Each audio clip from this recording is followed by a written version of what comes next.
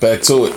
Have relevance to the series because it's always the person who's short, who thinks height's not important, who's slow, thinks speed's not important, and the people without experience, you know something? Experience is not that important, because you don't have it.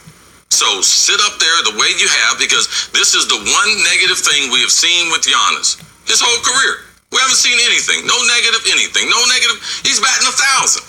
You got one more question. It's on the tee. He could knock it out the park. It's not a tough question. I'm not going to get into his mind and everything as far as what he was going through and all that, but it's all part of the job. All right? There you go. There you go. You got to treat the losses the same way you treat the wins. That's the best way to keep people off your ass. You don't want to end up being another T.O. crying on fucking during your press conference talking about that's my quarterback. Like, you don't want to end up like that. And Giannis seems like a decent guy, Like he seems like one of these young guys who just, he just wants to play the game he loves, and the rest is just easy, I guess. Like, he just doesn't seem like an asshole. Pretty much what I'm trying to say. He doesn't seem like an asshole, and I'm not trying to phrase it or frame it in a way that paints him as one, but you got to keep the same level of energy, man. Like, you were super fucking confident in yourself before the series. You have to show the same level of confidence. That's the best way to get respect from people, especially people that don't really like Giannis. And I can't really see anybody not liking the guy. He seems like a likable guy, but you got to keep the same level of energy, the same level of confidence. Like, when you hear him come out and say, we didn't play as well as we could have, we could have, we were up 2-0. We had to do a better job at finishing, and all that other shit.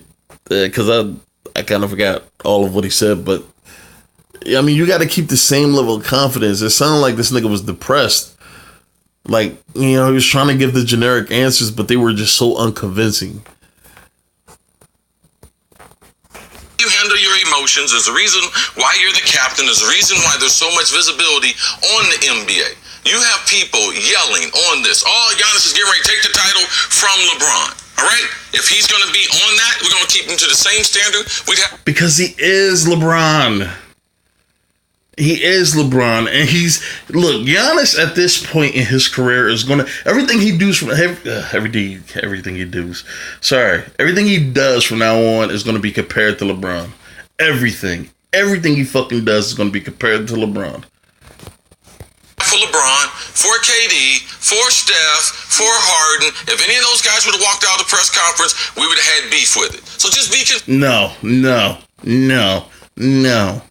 No. If this was LeBron in Cleveland, fuck it. If LeBron in LA, if he walks out of a press conference after a loss, everybody's talking about, you know what? Well, he did have 30, 11, and 11. I mean, I'd be mad too if I was him. No, y'all would come up with every fucking excuse to kind of justify whatever this guy does. And this is the same thing that's going to start happening with Giannis. But one thing I'm surprised by, and I'm actually happy about, is that Chris Carter is stopping this fucking narrative that all the bullshit that fucking Nick Wright was talking about. He's stopping that shit. Like, you gotta be consistent, bro. Like, there's no way around that, man. But I wouldn't have. I just want to be. I'm only speaking for myself. Okay, I just want to say, because I think I am consistent on these. No, you're not. The only thing you're consistent about is kissing LeBron's ass. That's it. You're not consistent on anything. But go ahead. Well, at some point, you have to realize I'm a professional. I'm not a kid anymore. I'm not in college. I'm not in high school. It's the NBA Finals. We didn't make it. You have done a great job. I can understand you can be frustrated, but your job is still not done. Go ahead. I was just going to, the biggest criticism of Giannis, that I think is a fair one, and it's one you've been adamant about throughout the season and root to him winning MVP or probable MVP, is what the glaring weakness in his game is. And what we have seen, Jenna, throughout NBA history with... At first, I thought the biggest weakness in Giannis's game was his jump shooting. But watching the last two series, and not really the Boston series, it was the first game. You know, watching the first game and then the last 4 games in this series, is that if you can devise a scheme, if you have the athleticism, if you have the players committed to making it work, you can, and if you have one player that can get the job done, you can devise a scheme that completely shuts Giannis down. I mean, completely. You can shut him down. The biggest part of that is stopping his movement. If you can stop him in his tracks, you can shut him down. That's what I've learned during this playoff run. And he can be stopped. It's not like he's unstoppable. Like, his game is so fluid and it comes so naturally to him that you can't stop it. You can stop him. The greatest of the greats is once you get to this level in the playoffs, if you have a glaring weakness in your game, it will get exposed.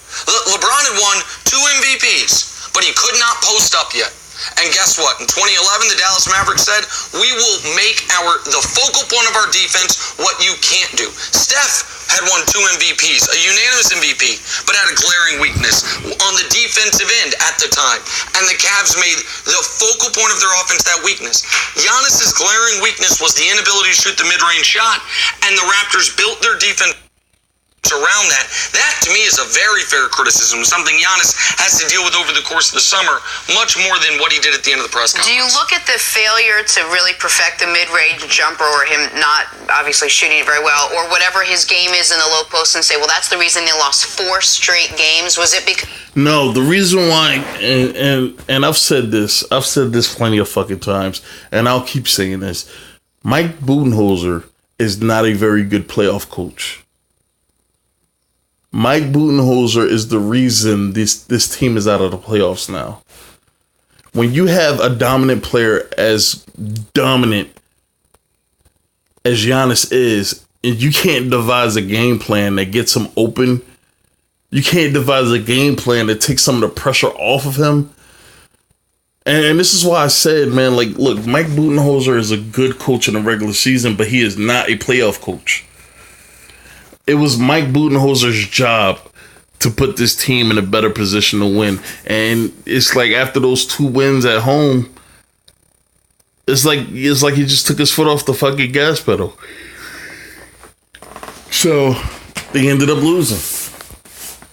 Because of Giannis's play, the things that he still needs to work on? Those are part of the reasons, but when you're top of the food chain, when you start picking things apart, you go to that first.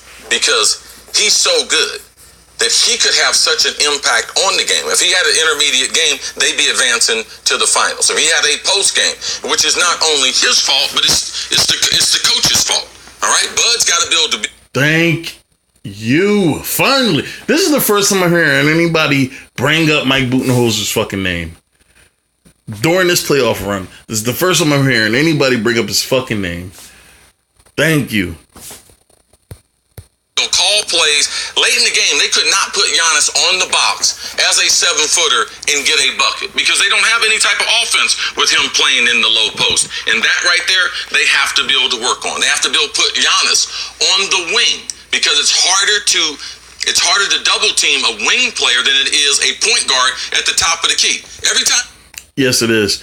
But it's hard. It's harder to defend Giannis if he gets space. All he needs is a little space. He's so fucking long and so big. All he needs is a little space to be able to move. And it's like a fucking freight train. And whose job is it to get him open? Whose job is it to call up the plays to get him fucking open? Mike Budenholzer is just as much to blame as Giannis is. He drives for the most part. He's at the top of the key. The defense can sag into the paint. If I put the point guard and I kick it to him on the wing, and then he attacks that way, if I have a shooter in the corner, that guy can't come off. So it's pretty much a one-on-one matchup unless I spin back into the left side into the lane. So I believe there's other things that he can add to his game to make improvement, but I'm not going to overreact because he ran into Kawhi Leonard. Because they get through this series, If they make a buck. Yeah, Kawhi Leonard shut his ass down, man. It was a clinic, a defensive clinic, man. Late in game number 3, which they're going to have a lead at that point. So the series is going to end up being 4-2, 4-1, something like that. But that didn't happen. And then they advanced to the finals against the Warriors. The Warriors don't have anyone that can defend him like Kawhi defends him. And Draymond. And that's what that's what I was thinking about. Like, if Giannis could get past the Raptors, that was going to be their biggest test. If they could get past the Raptors, I'm not saying they would have easily beat the Golden. They had a great chance to beat the Golden State Warriors because I don't think anybody on that team, not even Kevin Durant, could check Giannis. I mean, the Warriors are a finesse team. The Raptors are a physical team. If you could get past them, Giannis might have been a fucking NBA champion, man, at the end of this run. If he could have got past Kawhi, but he didn't. Green is a great defender, but he's not as good as Kawhi. So I'm not going to overreact because he ran into.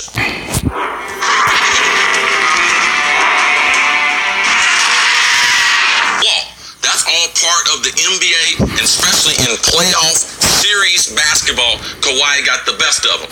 And the Kawhi Leonard point is critical because I believe he's the best perimeter defender we've had in the league since Scottie Pippen. And I believe if he puts his focus on one player in a series, the way he put it on Giannis after Game 3, he is going to be able to, and he didn't remove Giannis from the series entirely, but he took a guy who was going to win league MVP and made him look like a borderline all-star. And that is an enormous impact. But to put a button on this, he was asked about experience. By experience, the questioner, I believe, meant lack of guys that have gone deep in the playoffs, lack of guys that played in the finals.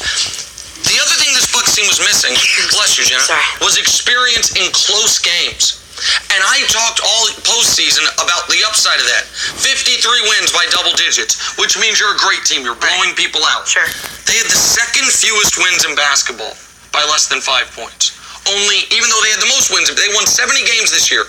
They only won 4 games all year, by less than 5 points. They didn't have a lot of people pressuring them into late game situations during the regular season or the first 2 rounds of the playoffs. That bit them in this round. And a lot of people missed out on that because they just think, they'll be okay in those pressure moments. Playoff basketball is totally different. That was the problem with the 98 team I played on with the Vikings. We had largest margin, broke the NFL scoring record in the fourth quarter. Didn't play in a lot of games. NFC Championship game goes into overtime. We weren't ready for it because we were so dominant in the regular season. It's hard to duplicate what you do over 4 or 5 months in the stretch of.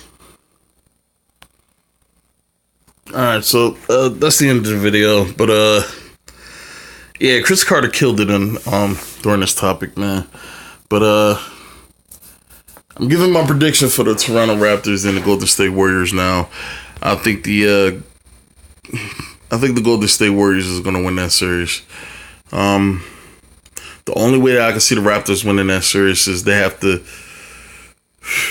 if Kevin Durant comes back, if the Warriors go down, Kevin Durant will come back.